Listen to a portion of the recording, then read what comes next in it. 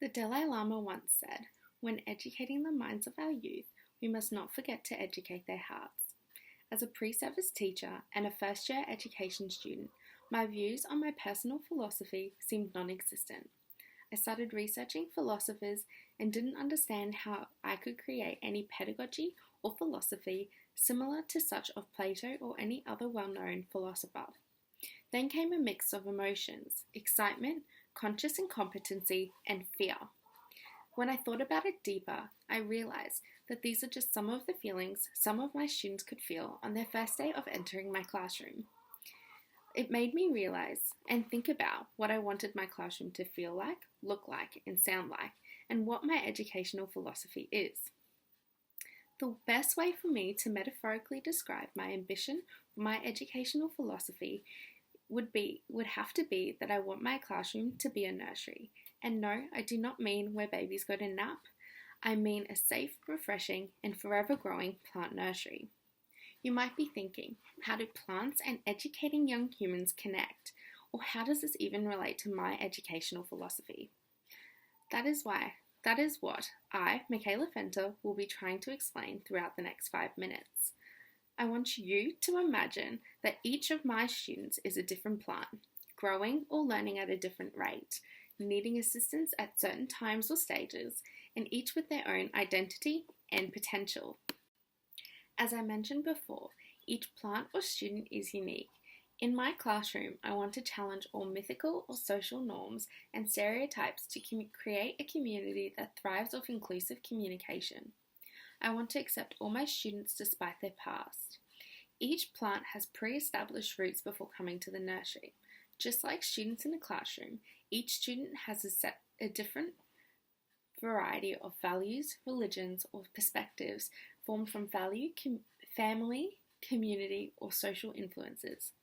These can also include prior experiences, talents, behaviors, and learning challenges. In order to support the roots and encourage growth, it is important to provide the plants with a strong foundation or supportive soil.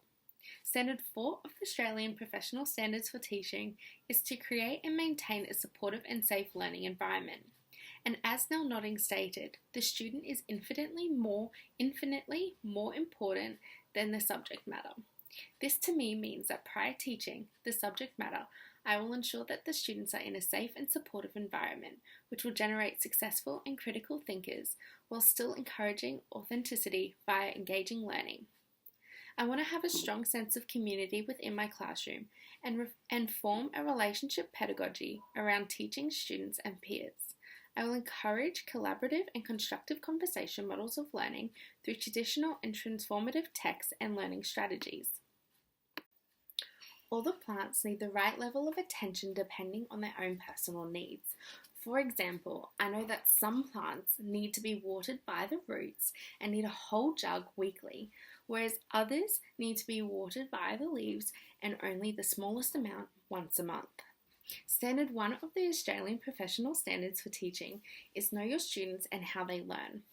I know that some of my students will be boldly independent and thrive off independent tasks, whereas others may rely or prefer on more peer-based or engaging tasks. I understand and trust that different students will value different forms of education structures, and in order for me to cater for those students, continuously provide adequate engagement and a space for progress, I need to ensure that there is a balance between Australian curriculum and the hidden curriculum to help develop positive, influential citizens and allow equal opportunities for success via different pedagogies.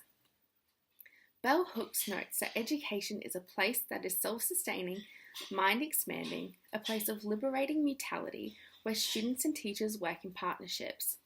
Just like plants in a nursery need to be watered, cared for appropriately, and nurtured to allow them to grow to the best of their potential, my students need to be cared for in the same regard. They must know that I care, while still keeping the professional boundaries at the highest priority. I must have empathy and be trusting, and have honest relationships with my students. It is critical that this is done with integrity to maintain these professional relationships by staying fair, allowing equal opportunities, and having a holistic approach. Paulo Freire noted that education is the practice of freedom, the means by which men and women deal critically and creatively with reality and discover how to participate in the transformation of their world. In my classroom, I will encourage all students to grow at their own rate while following the Australian and hidden curriculum. My educational philosophy is based around endeavouring to start the year on a clean slate in a safe and welcoming environment and progressively develop my students to become critical, lifelong learners. I aim to provide a high level of education whilst upholding the importance of the hidden curriculum. I will continuously care and create engaging, fun, and educational learning activities whilst ensuring the safety of my students' needs are at the highest priority.